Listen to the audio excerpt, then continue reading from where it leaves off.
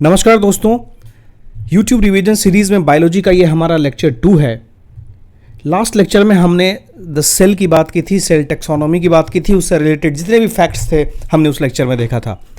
आज इस लेक्चर में हम क्या करेंगे कि बायोलॉजी के जितने भी सवाल पूछे गए हैं प्रीवियस ईयर क्वेश्चन को, हम उस क्वेश्चंस को पकड़ेंगे और एक एक क्वेश्चन को पकड़ के उससे रिलेटेड जो भी कॉन्सेप्ट है हम उसको क्लियर करते चलेंगे।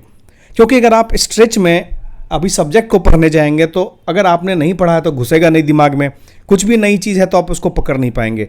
लेकिन अगर क्वेश्चन के जरिए चलेंगे तो आप चीज़ों को ग्रास्प कर पाएंगे, और अगर जो आपको नहीं पता है उसको नोट कर लीजिए तो बार बार रिवाइज करने से वो भी याद हो जाएगा।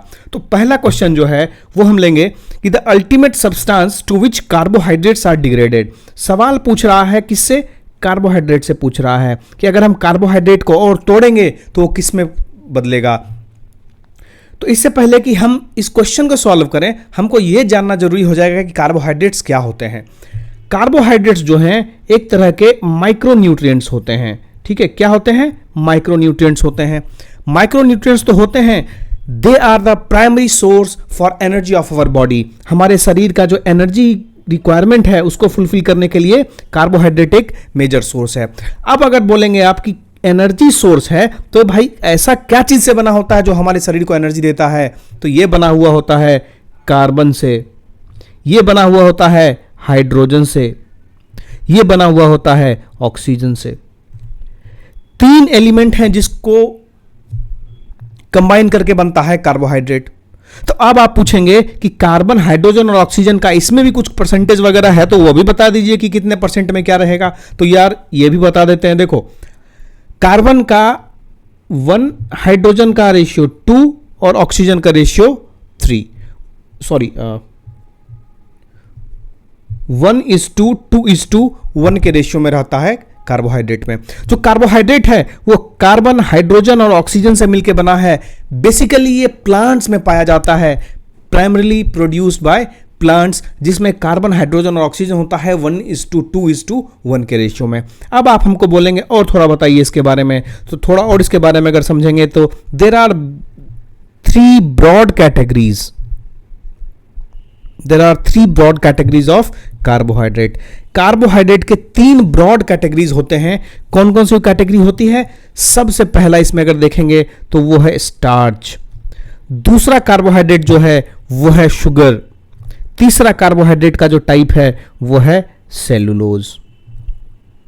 इसमें स्टार्च और शुगर जो है इसको तो हमारा बॉडी आराम से डाइजेस्ट कर लेता है, इसको ग्लूकोज में कन्वर्ट करता है, और इस ग्लूकोज से जो एनर्जी रिलीज होती है वो हमारे सेल तक पहुंचाई जाती है और उससे हमारा दिन का क्रियाकलाप चलता है। तो हमने जैसे ही देखा कि स्टार्च और शुगर को हमने किस में कन्वर्ट किया? ग्लूकोज में कन्वर्ट किया, जो कि फाइनली एनर्जी के फॉर्म में हमारे बॉडी को मिला। तो देखिए क्वेश्चन क्या पूछ रहा है, the ultimate substance to which carbohydrate are degraded. Carbohydrate है स्टार्च और शुगर, इसको डिग्रेड कर रहे हैं, बन रहा है ग्लूकोज। ग्लूकोज बन रहा है, हमारे बॉडी को मिल रहा है, तो इसका आंसर जो है ग्लूकोज होगा। लेकिन हम यहां तक लिमिट नहीं करेंगे। अब देखेंगे जो तीसरा है हमारा सेलुलोज।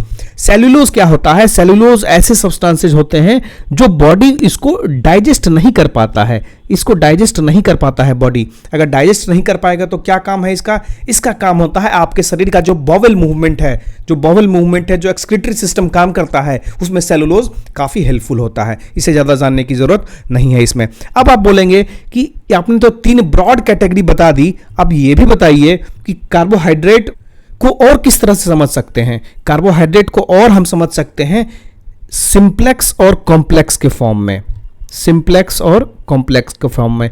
अगर हम सिंप्लेक्स कार्बोहाइड्रेट की बात करें तो सिंप्लेक्स कार्बोहाइड्रेट ऐसे कार्बोहाइड्रेट होते हैं जो क्विक एनर्जी देते हैं, जो क्विक एनर्जी देते हैं। एज फॉर एग्जांपल आप इसमें ले सकते हैं शुगर। शुगर जो है क्विक एनर्जी देता है, और इसके सोर्सेज क्या हो जाएंगे? सिंप्लेक्स कार्बोहाइड्रेट के सोर्सेज क्या हो जाएंगे? इसके सोर्सेज हो जाएंगे जो भी मिल्क प्रोडक्ट है, वेजिटेबल्स हैं, पोटैटो, कैरेट्स। तो जो सिंप्लेक्स कार्बोहाइड्रेट है वो हमने देखा कि वो क्विक एनर्जी देता है, एकदम जल्दी से एनर्जी देता है, और वो कहाँ पाया जाता है? मिल्क में, मिल्क प्रोडक्ट में, वेजिटेबल्स में, पोटैटो में और कैरेट्स में।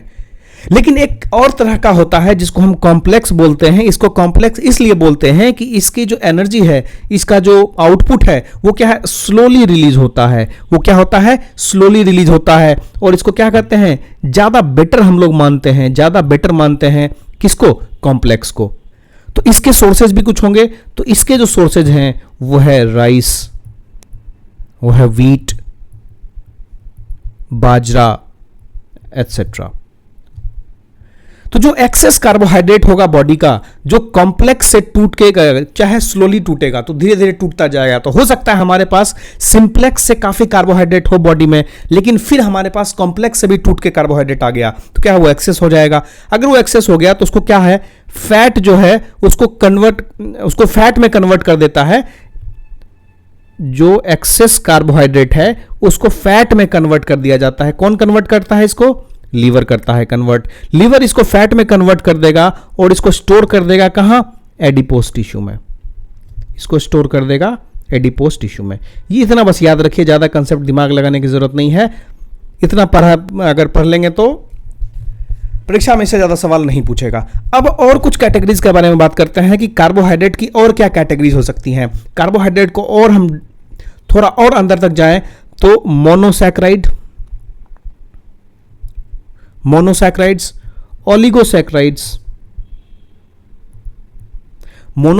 ओलिगोसैक्राइड्स और पॉलीसैक्राइड्स, ये तीनों भी जो है टाइप ऑफ कार्बोहाइड्रेट है। तो ऐसा क्वेश्चन बना सकता है, मोनोसैक्राइड्स, ओलिगोसैक्राइड्स, पॉलीसैक्राइड्स, और एक चौथा कुछ दे देगा, बोलेगा कि which of the following are carbohydrates. तो उसमें आपको इन तीनों को सही मार के आना है। हमने देखा था ग्लूकोज को, जो था हमारा आंसर। तो ग्लूकोज के बारे में थोड़ा सा और अगर हम पढ़ लेते हैं तो that will be much better. अगर हम ग्लूकोज के बारे में जानना चाहते हैं तो ग्लूकोज क्या होता है, ग्लूकोज पाए जाते हैं फ्रीली फॉर्म में या फिर कंबाइंड फॉर्म में। अब आप बोलेंगे डायरेक्ट फ्री और कंबाइंड बोल दिए, तो और थोड़ा क्लियर कीजिए चीजों को। तो देखो ग्लूकोज ऐसा है ना कि जो भी आपके स्वीट आइटम्स हैं, स्वीट फ्रूट्स है, हनी है, वो सब में क्या मिलेगा आपको, ग्लूकोज मिलेगा। तो ये फ्रीली भी मिलता है, सिंपल एक स्टार्च के फॉर्म में भी मिलेगा, और हो सकता है ये कंबाइंड फॉर्म में भी मिलेगा, जैसे हनी मिल रहा है। तो इसको भी हम दो कैटेगरी में, ब्रॉड दो कैटेगरी में डिवाइड करने की कोशिश करते हैं। तो पहला कैटेगरी जो इसका हो जाएगा वो है केन शुगर। हम केन शुगर से ग्लूकोज को डिड्यूस कर सकते हैं, उसी तरह से जो स्टार्च है, स्टार्च से भी हम ग्लूकोज को डिड्यूस कर सकते हैं। जो केन शुगर से हम लोग डिड्यूस करते हैं, इसको अगर आप देखें तो केन शुगर का फॉर्मूला होता है C12H22O11। इसको अगर हम वाटर के साथ रिएक्शन कराते हैं तो हमारे पास मिलता है C6H12O6, और यही होता है ग्लूकोज। जब हम इसका वाटर के साथ रिएक्शन कराते हैं, साथ में कुछ कैटलिस्ट यूज करेंगे, तो उसमें C6H12O6 निकलेगा, जिसको हम ग्लूकोज बोलते हैं। सेम फॉर्मूला एक और सब्सटेंस का होता है जो इसके साथ रिलीज होता है, उसका भी फॉर्मूला C6H12O6 होता है, और इसको हम बोलते हैं फ्रुक्टोज।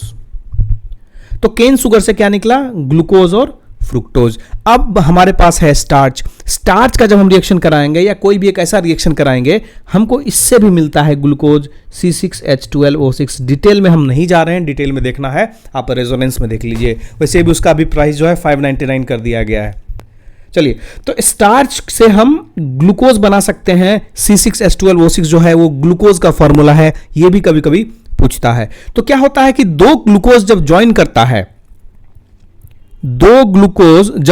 करता है आपस में, तो वो क्या बनाता है, कार्बोहाइड्रेट बनाता है। और उस कार्बोहाइड्रेट को हम क्या बोलते हैं, उसको हम डाइसैकराइड बोलते हैं। और ये डाइसैकराइड में कौन कौन से ऐसे आएंगे जो दो ग्लूकोज के मिलने से बना है, वो है आपका सुक्रोज, वो है आपका माल्टोस, वो है आपका फ्रुक्टोज। थोड़ा कॉम्प्लेक्स लग रहा होगा, सुन लीजिए, याद नहीं हो रहा है तो लिख लीजिए, बार बार रिवाइज कर लीजिए, क्योंकि क्वेश्चन यहीं से निकलेगा।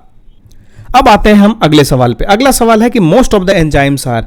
ये क्वेश्चन किससे रिलेटेड है, ये क्वेश्चन एंजाइम्स से रिलेटेड है। तो हमको जरूरी है पढ़ना एंजाइम्स क्या होता है। एंजाइम्स अगर देखें तो एंजाइम्स होते हैं प्रोटीन्स।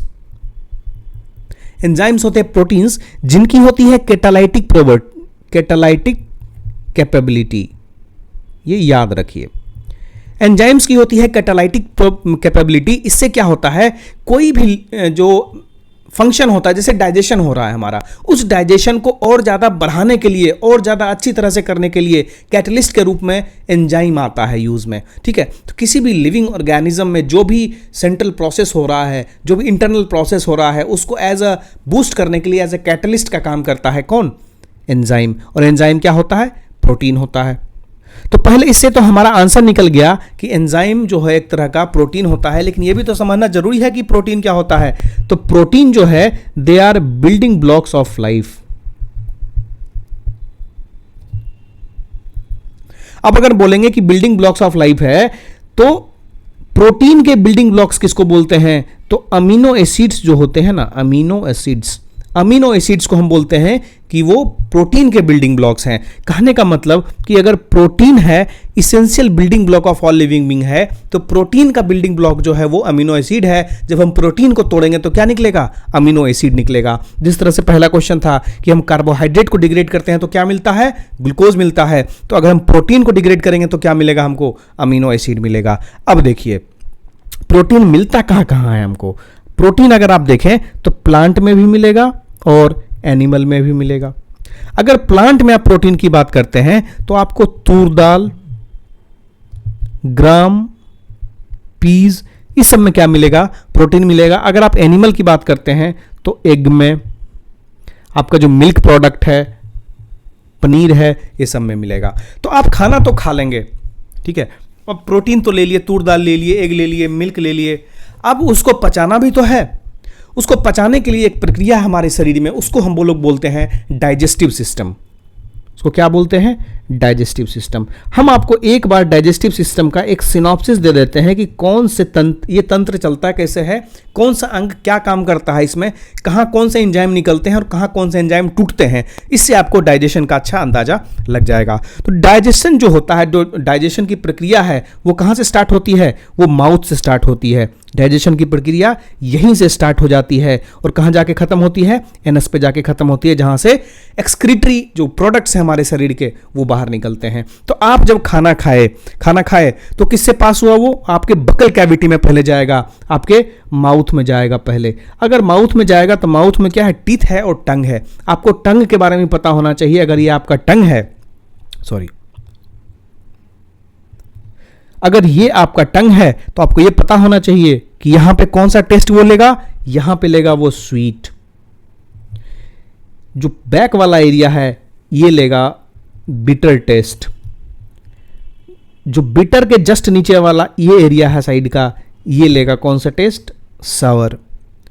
जो सॉल्टी है वो बीच में रहेगा, वो यहां पे रहेगा सॉल्टी। तो जब आप खाना मुंह में खाते हैं, जो बकल कैविटी में रखते हैं, तो टीथ और टंग मिलकर क्या करता है? फूड को स्मॉलर पार्टिकल्स में तोड़ता है, मिक्सअप करता है उसको सलाइवा के साथ।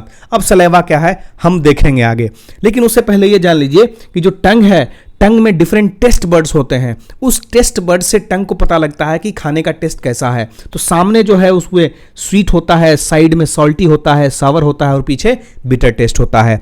तो आपके मुंह में जो है एक सलाइवा रिलीज होता है। यहां जो है सलाइवा रिलीज होता है। सलाइवा कौन रिलीज करता है? सलाइवा रिलीज करता है सैलिवरी ग्लैंड्स। सैलिवरी ग्लैंड्स का क्या रिस्पॉन्सिबिलिटी है कि वो सलाइवा रिलीज करते हैं। सलाइवा क्या होता है? जो फूड हम खाते हैं तो टीथ और टंग उसको मिक्सअप करता है। उसको टीथ से हम उसको टुकड़ा में तोड़ते हैं।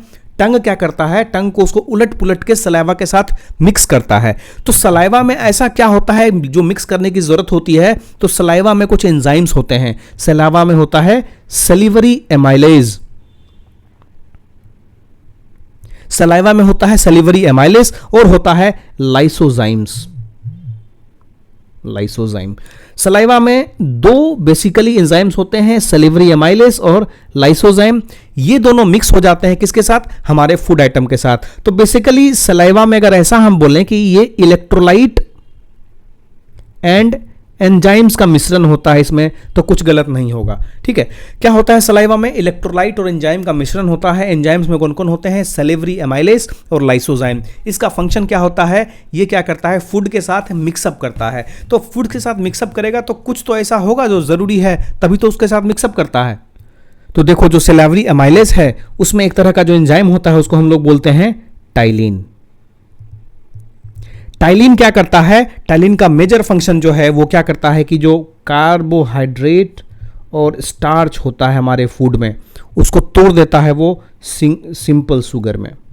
सिंपल शुगर में जो कार्बोहाइड्रेट और स्टार्च है ये कॉम्प्लेक्स फॉर्म ऑफ शुगर है, उसको सिंपल शुगर में तोड़ देता है। और सिंपल शुगर कौन सा है? माल्टोस है।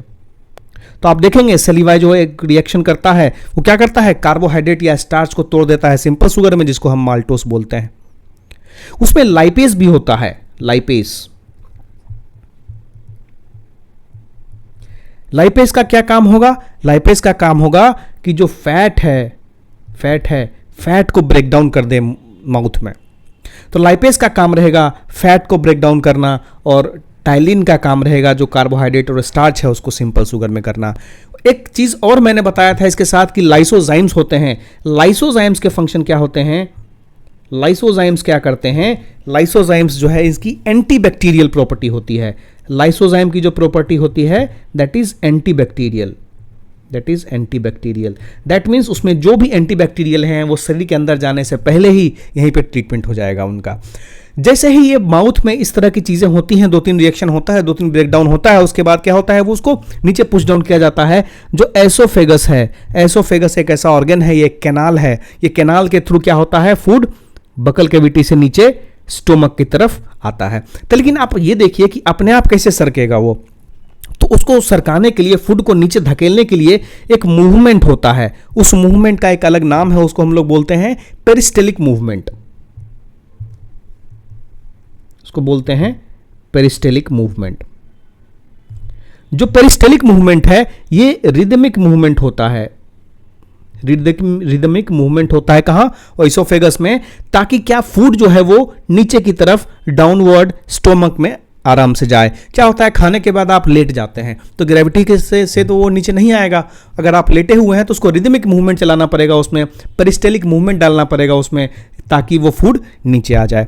जैसे ही फूड नीचे आएगा तो वो कहां पहुंच जाएगा? वो पहुंच जाएगा स्टोमक में। वो पहुंच जाएगा स्टोमक में। अब आप बोलेंगे कि स्टोमक में पहुंच गया तो स्टोमक में क्या क्या चीज़ें हो रही है वो बताइए। स्टोमक की चीज़ें काफ़ी इंटरेस्टिंग है और स्मॉल इंटेस्टाइन दोनों की चीज़ें काफ़ी इंटरेस्टिंग होती है। तो अगर जैसे ही खाना स्टोमक में पहुंचा, जैसे ही खाना स्टोमक में पहुंचा तो आप देखेंगे स्टोमक क्या है? बलून टाइप स्ट्रक्चर है, बड़ा है। जैसे ही जितना खाना जाता जाएगा वो फूलता जाता है, वो फ्लेक्सिबल होता है। उसके अंदर कुछ कुछ केमिकल्स होते हैं, कुछ कुछ एंजाइम्स होते हैं, वो जरूरी है समझना। सबसे पहला जो इंपॉर्टेंट एंजाइम्स होता है उसमें, या जो भी उसमें गैस्ट्रिक ग्लैंड्स होते हैं स्टोमक में, वो काफ़ी चीज़ें रिलीज करती हैं। तो स्टोमक में सबसे इंपॉर्टेंट जो है वो होता है हाइड्रोक्लोरिक एसिड, HCl। उसके बाद इसमें होता है पेप्सिन। इसमें होता है पेप्सिन, आप देखेंगे तो इसी में होता है, और म्यूकस, और इसमें होता है लाइपेज। इतनी चीजें होती हैं कहाँ? स्टोमक में। जैसे ही फूड स्टोमक में पहुंचा तो क्या होता है? फूड मिक्सअप हो जाएगा किसके साथ? गैस्ट्रिक जूसेस के साथ। गैस्ट्रिक जूसेस के साथ, जो गैस्ट्रिक जूसेस होती हैं, जो गैस्ट्रिक ग्लैंड्स रिलीज करती हैं स्टोमक में, जैसे HCl हो गया, पेप्सिन हो गया, म्यूकस है और लाइपेज है। तो आप समझिए कि जो इन्फेंट है, एक बच्चा है जो दूध पीता है, तो उस मिल्क को पचाने का काम कौन करता है? इन्फेंट में। इन्फेंट में अगर आप देखेंगे तो जो गैस्ट्रिक जूसेस हैं उसमें होता है रेनिन। रेनिन ये क्या करता है? जो मिल्क प्रोटीन है, मिल्क प्रोटीन जिसको बोलते हैं हम लोग कैसीन, इस कैसीन को पचाने का काम करता है रेनिन, जो कि होता है इन्फेंट के पेट में, उसके गैस्ट्रिक जूसेस में वो चीज़ होता है। ये एक फैक्ट था जो आप याद कर सकते हैं। तो जैसे ही फूड हमारे कहाँ पहुंचा है? स्टोमक में पहुंचा है, और मिक्स हो रहा है अभी HCl के साथ, पेप्सिन के साथ, म्यूकस के साथ और लाइपेज के साथ। HCl जो है इसको क्या करता है? HCl इसको एसिडिक मीडियम देता है। HCl इसको क्या करता है? एसिडिक मीडियम देता है। अगर इसको एसिडिक मीडियम देता है तो उसका फंक्शन क्या हो जाता है? ये खाने का जो ओवरऑल नेचर है उसको एसिडिक बना देता है, और उसका pH समझिए 1.8 के राउंड चला जाता है। तो इसमें जो फंक्शन है एसिड का, HCl का फंक्शन है कि इसके रहने से पेप्सिन जो है वो एक्टिवेट हो जाता है। इसके रहने से पेप्सिन एक्टिवेट हो जाता है और रेनिन जिसके बारे में मैंने बताया यहाँ पे, वो रेनिन क्या होता है, वो भी एक्टिवेट होता है और फंक्शनिंग दोनों की सही से हो जाती है। इसलिए HCl का रहना जरूरी है। तो म्यूकस क्या करता है, म्यूकस जो है इस एसिड का हार्मफुल इफेक्ट, अगर यहाँ पेट है इसमें HCl भरा हुआ है तो क्या होगा, धीरे धीरे तो आपके स्किन के वॉल को खा जाएगा, तो आपके स्किन के वॉल में रहेगा म्यूकस। इसके कारण क्या है, जो एसिड है उस इनर लाइनिंग को डैमेज नहीं करता है और इनर लाइनिंग ऑफ स्टोमक को मेंटेन करता है। उसको काम किसका होता है, म्यूकस का होता है। अब बोलेंगे पेप्सिन क्या करता है, तो पेप्सिन का भी बहुत इंपॉर्टेंट फंक्शन है। अगर आप पेप्सिन का फंक्शन को देखेंगे तो पेप्सिन जो है वो प्रोटीन को तोड़ देता है, किसमें, पेप्टाइड्स में, और यहीं से प्रोटीन का डाइजेशन स्टार्ट होता है। तो आप कह सकते हैं कि प्रोटीन का डाइजेशन कहां स्टार्ट हुआ है, स्टोमक में स्टार्ट हुआ है प्रोटीन का डाइजेशन, राइट। नाउ एक बचा हमारे पास लाइपेज। लाइपेज क्या करता है, लाइपेज फैट को जो है तोड़ता है किसमें, ग्लिसरॉल में, फैट को तोड़ता है ग्लिसरॉल में। This is very important. अब खाना जो है स्टोमक से स्मॉल इंटेस्टाइन की तरफ जाएगा, तो स्टोमक में जो हुआ हम उसको एक बार ब्रीफ में समझ लेते हैं। तो देखिए हमारे बकल कैविटी में सैलिवरी ग्लैंड था, उस सैलिवरी ग्लैंड से जो सलाइवा निकला, उससे जो सैलिवरी एमाइलेज निकला, वो स्टार्च को माल्टोज में तोड़ दिया और फैट को फैटी एसिड और ग्लिसरॉल में तोड़ दिया। जो स्टोमक में गैस्ट्रिक जूसेस हैं, उन गैस्ट्रिक जूसेस में है पेप्सिन, HCl और लाइपेज। हमने देखा HCl का क्या है, एसिडिक मीडियम क्रिएट किया, इसके साथ साथ पेप्सिन और रेनिन को एक्टिवेट करने का काम किया। इसमें जो पेप्सिन है, पेप्सिन का काम है कि प्रोटीन को पेप्टाइड्स में कन्वर्ट कर दिया, या जिसको आप प्रोटियोस बोल दें, पेप्टोन्स बोल दें, सब बराबर ही है। उसके बाद इसमें लाइपेज है, लाइपेज का क्या काम होता है, फैट से फैटी एसिड और ग्लिसरॉल में तोड़ना। ठीक है, तो हम लोगों ने बकल कैविटी और स्टोमक का देख लिया। ये जो पिक आप देख रहे हैं ये हमारे मोमेंटम बुक की पिक है और वहां से हमने इसको आपको समझाने की कोशिश की, क्योंकि काफी कलरफुल और इलस्ट्रेटेड वे में उसमें दिखाया गया था। तो वापस आते हैं हम अपने स्टोमक से। अब स्मॉल इंटेस्टाइन में जब जाएगा तो यहां भी एक मूवमेंट होता है, उस मूवमेंट को हम क्या बोलते हैं, स्पिंटर मसल बोलते हैं। उस स्पिंटर मसल क्या करता है, वो स्लोली स्मॉल इंटेस्टाइन में उसको भेजता रहता है। स्पिंटर मसल क्या करता है कि फूड को स्टोमक से धीरे धीरे स्मॉल क्वांटिटी में कहां भेजता रहता है, ये स्मॉल इंटेस्टाइन में भेजता रहता है। अब अगर हम स्मॉल इंटेस्टाइन की बात करें तो ये बहुत ही क्रिटिकल पार्ट है और इसको जो बोला जाता है स्मॉल इंटेस्टाइन को, this is the largest part of digestive system. This is the largest part of digestive system. अब डाइजेस्टिव सिस्टम का लार्जेस्ट पार्ट है तो ये कैसे रहता है, ये कॉइल्ड स्ट्रक्चर में रहता है, ताकि अपना लार्ज स्ट्रक्चर जो है वो उसी में सीमित रहा जा सके। ठीक है, जो मैक्सिमम डाइजेशन है बॉडी का, वो कहां होता है, स्मॉल इंटेस्टाइन में होता है। और ये आपको याद रखना है कि these are the largest part of the digestive system. इसका लेंथ अगर आप देखेंगे, कॉइल्ड है तो लेंथ है। तो दोस्त इसमें हमारे पास दो कैटेगरी के खाने वाले होते हैं, एक होते हैं वेज, एक होते हैं नॉन वेज। अब लोगों को लग रहा होगा कि नॉन वेज वाले को तो पचाने में दिक्कत होगी, इसीलिए उनका कॉइल बड़ा होगा, स्मॉल इंटेस्टाइन बड़ा होगा, लेकिन ये दोस्त बहुत बड़ी गलतफहमी है।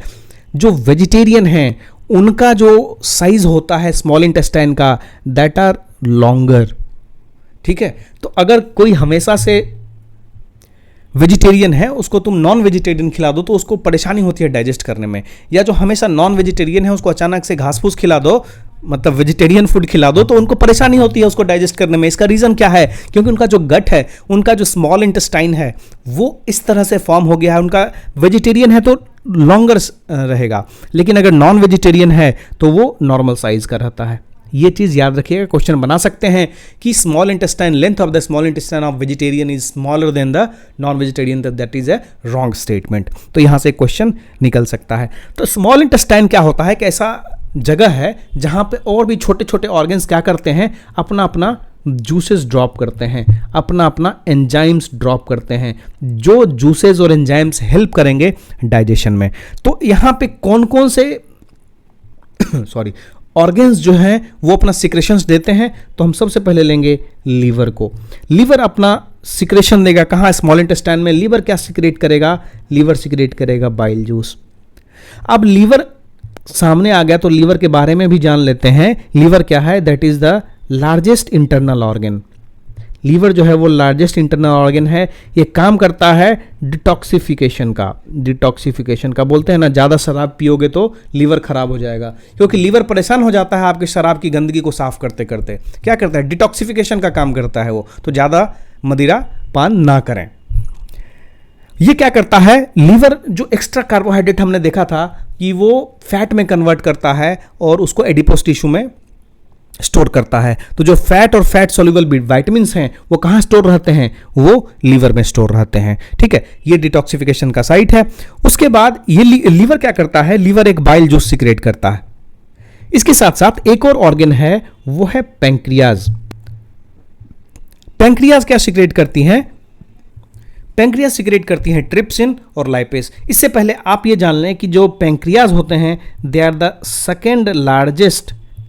Second largest gland in our body. और पैंक्रियाज ऐसे ग्लैंड हैं जो कि एंडोक्राइन फंक्शन भी करता है और एक्सोक्राइन भी फंक्शन करता है। ये इंपॉर्टेंट है, आप इसको याद कर लीजिए कि pancreas are such glands that can function as endocrine as well as exocrine. तो इससे पहले बढ़ने से पहले हम थोड़ा बाइल जूस जो था उसको एक बार फिर से देखते हैं। और जैसे देखते हैं कि स्टोमक से जो फूड पार्टिकल्स आ रहे थे वो स्टोमक से कहाँ आया? स्मॉल इंटेस्टाइन में आया। तो स्टोमक में आप देखे होंगे कि एसिडिक मीडियम में रहता है। ठीक है, तो एसिडिक मीडियम में रहता है। तो पैंक्रियाज कुछ ऐसा जूस सिक्रेट करता है जो स्मॉल इंटेस्टाइन में पहुंचने से पहले खाना जो है वो अल्कलाइन में कन्वर्ट हो जाए या थोड़ा बहुत न्यूट्रल हो जाए, एसिडिक ना रहे। ठीक है, तो ये काम कौन करता है? ये काम करता है पैंक्रियाज। पैंक्रियाज का काम है ऐसे जूसेस को सिक्रेट करना। तो जैसे ही खाना एसिडिक मीडियम स्टोमक वाला स्मॉल इंटेस्टाइन में आएगा तो उसको एसिडिक से अल्कलाइन मीडियम में कन्वर्ट कर देगा। अब जो बाइल जूस निकला था लीवर से, आपको याद होगा जो बाइल जूस हमने लीवर से लिया था, उस बाइल जूस को स्टोर और कंसंट्रेट कहाँ होता है?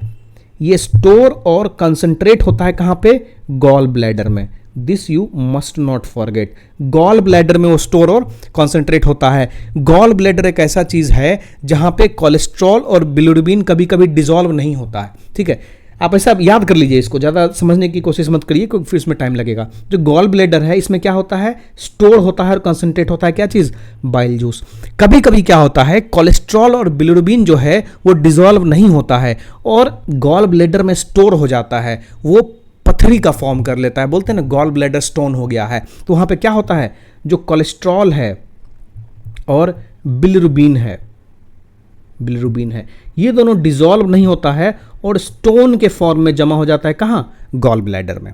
ठीक है, तो हमने देखा कि बाइल जूस सीक्रेट होता है लीवर में, लेकिन स्टोर और कंसंट्रेट कहाँ होता है? गॉल ब्लैडर में। अब आते हैं पैंक्रियाज में। पैंक्रियाज हमने देखा कि they are the second largest gland that performs both endocrine and exocrine functions. ये रिलीज करता है दो एंजाइम, एक होता है ट्रिप्सिन और दूसरा होता है लाइपेज।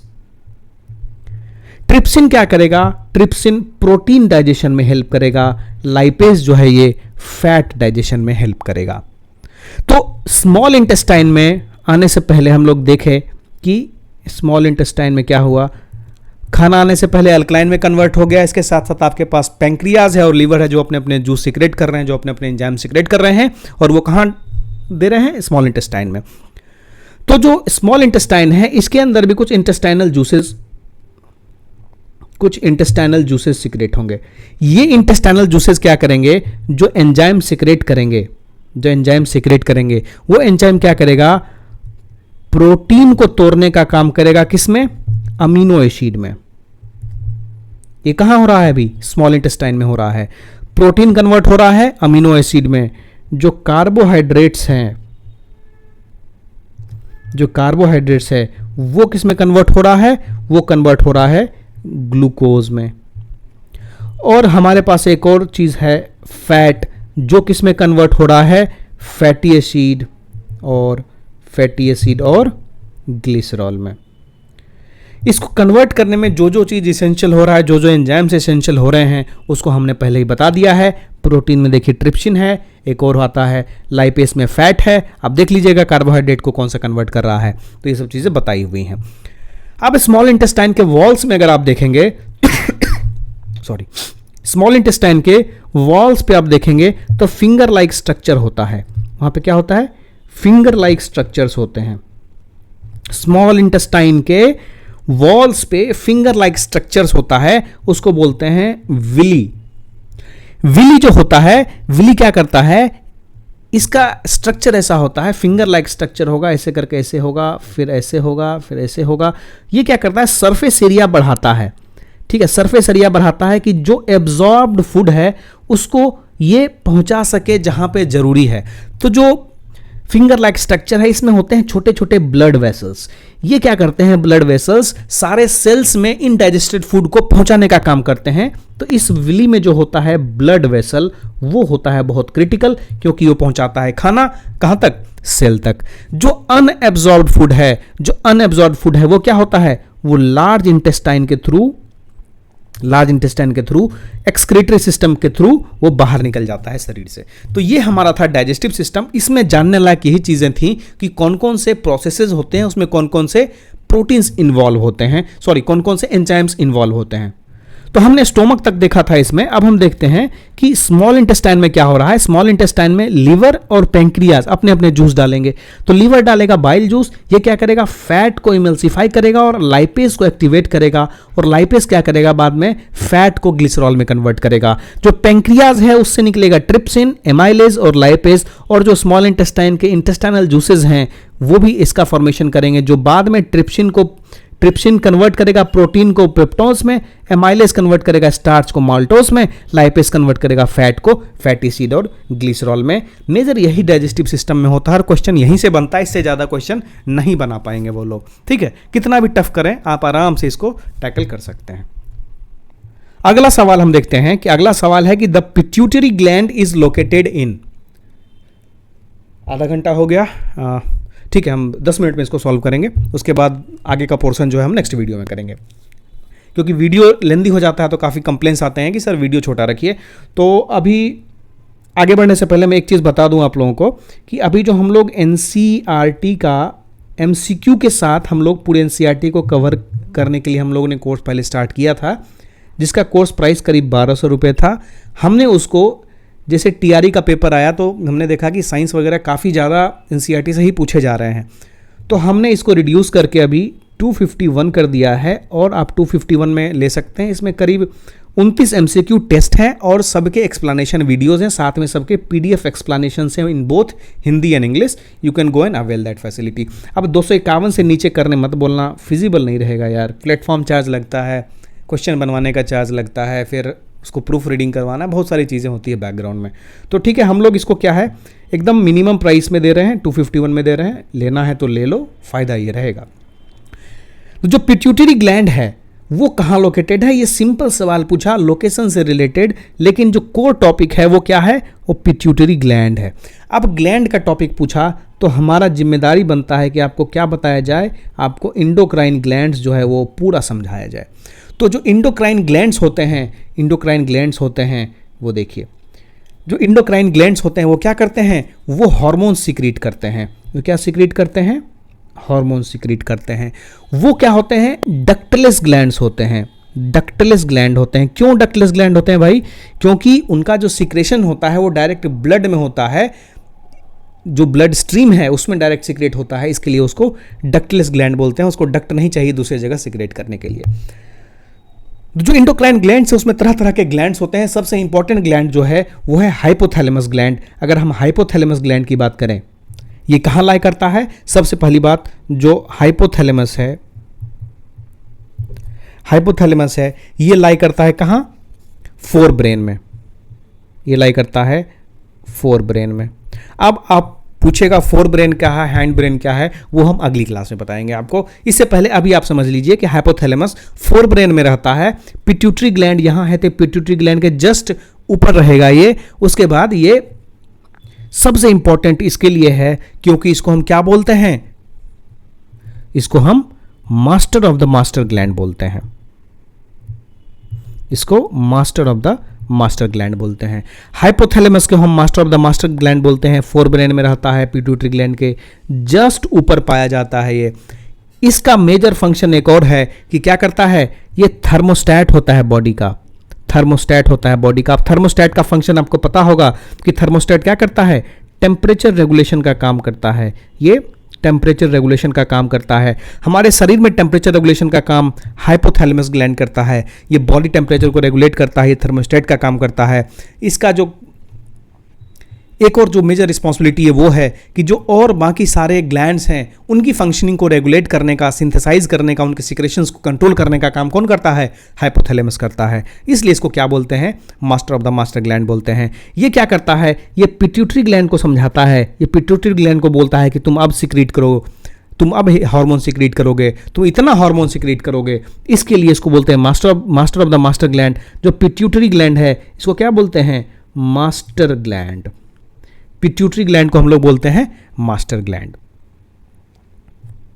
तो जो हाइपोथैलेमस है ये कौन सा हार्मोन सिक्रीट करता है, ये करता है ऑक्सीटोसिन एंड वेसोप्रेसिन। ऑक्सीटोसिन और वेसोप्रेसिन हार्मोन जो है ये प्रोड्यूस कौन करता है, हाइपोथैलेमस। इसको स्टोर कहां किया जाता है, पिट्यूटरी ग्लैंड इसको स्टोर करता है, ये याद रखिएगा। अब आते हैं हम लोग पिट्यूटरी ग्लैंड पे। हमने देखा कि पिट्यूटरी ग्लैंड क्या होता है, मास्टर ग्लैंड बोलता है। क्यों, क्योंकि ये दूसरे ग्लैंड को बोलता है कि तुमको कब हार्मोन सिक्रीट करना है। लेकिन इस पिट्यूटरी ग्लैंड के भाई साहब कौन है, इनके बड़े भाई कौन है, हाइपोथैलेमस ग्लैंड। हाइपोथैलेमस पिट्यूटरी को बोलेंगे, पिट्यूटरी दूसरे ग्लैंड को बोलेंगे। पिट्यूटरी को हम लोग मास्टर ग्लैंड बोलेंगे, हाइपोथैलेमस को master of the master gland बोलेंगे। पिट्यूटरी का लोकेशन कहां होता है, ये भी फोर ब्रेन में होता है and that is just below the hypothalamus. ये कौन कौन सा हार्मोन सिक्रीट करता है, सबसे पहले ये जान लीजिए कि जो ऑक्सीटोसिन और vasopressin that was produced by hypothalamus is stored by the pituitary gland. ये कौन सा हार्मोन सिक्रीट करता है, ये सिक्रीट करता है ग्रोथ हार्मोन, ये सिक्रीट करता है प्रोलैक्टिन, ये सिक्रीट करता है TSH, ये सिक्रीट करता है ACTH, ये सिक्रीट करता है LH, FSH, MSH। इतनी जानने की जरूरत नहीं है, आप सिर्फ ग्रोथ हार्मोन याद रखिए, सिर्फ ग्रोथ हार्मोन याद रखिए, उतना डिटेल नहीं पूछेगा, आपको काफी डिटेल में बताया जा रहा है। तो सिक्रेट करते हैं ग्रोथ हार्मोन, लेकिन स्टोर करते हैं किसको, ऑक्सीटोसिन को और वेसोप्रेसिन को। ठीक है, अब देखिए एक चीज है यहां पे कि ग्रोथ हार्मोन के ज्यादा सिक्रेट होने से क्या होता है, एक डिजीज कहें या एक फिनोमिना कहें, गिगैंटिज्म। ये जो है ये ओवर सिक्रेशन जब हो जाता है ग्रोथ हार्मोन का तो गिगैंटिज्म हो जाता है। और ग्रोथ हार्मोन का एक और नाम है, उस नाम को हम क्या बोलते हैं, उसको बोलते हैं सोमेटोट्रोपिन। सोमेटोट्रोपिन, सोमेटोट्रोपिन किसका नाम है, सोमेटोट्रोपिन नाम है ग्रोथ हार्मोन का, आप याद रखेंगे। तो ज़्यादा कॉम्प्लेक्स नहीं किया जा रहा है, अभी तक हम लोग पिट्यूटरी ग्लैंड में हैं। पिट्यूटरी ग्लैंड ने जो ग्रोथ हार्मोन रिलीज किया था उसके कारण होता है गिगैंटिज्म, और ग्रोथ हार्मोन को हम लोग सोमेटोट्रोपिन भी बोलते हैं। ऑक्सीटोसिन जो प्रोड्यूस हुआ था हाइपोथैलेमस के द्वारा, ठीक है, वो कहाँ स्टोर होता है, पिट्यूटरी में स्टोर होता है। और जो ऑक्सीटोसिन है इसको कौन सा हार्मोन बोलते हैं, इसको हैप्पी हार्मोन भी बोलते हैं, इसको लव हार्मोन भी बोलते हैं, इसको बर्थ हार्मोन भी बोलते हैं। ठीक है, ये आप याद रखिएगा। अब आते हैं हम लोग पीनियल ग्लैंड में। पीनियल ग्लैंड यहां पे है कहीं पे। जो पीनियल ग्लैंड ये कहां होता है, dorsal side of the fore brain होता है, dorsal side of the fore brain होता है। उसके बाद अगर देखें तो ये इसका इंपॉर्टेंस इसलिए है, ये रिलीज करता है मेलाटोनिन, ये रिलीज करता है मेलाटोनिन। मेलाटोनिन का फंक्शन क्या होता है कि आपके सर्कैडियन रिदम जो है आपका, सर्कैडियन रिदम जो है आपका, कब नींद खुलेगा, कब नींद आएगा, वो सब काम कौन करता है, ये मेलाटोनिन जो है वो रेगुलेट करता है। आपका जो स्लीप वॉक साइकिल है, आपका जो स्लीप वेक साइकिल है, सॉरी, उसको कौन रेगुलेट करता है, उसको मेलाटोनिन रेगुलेट करता है।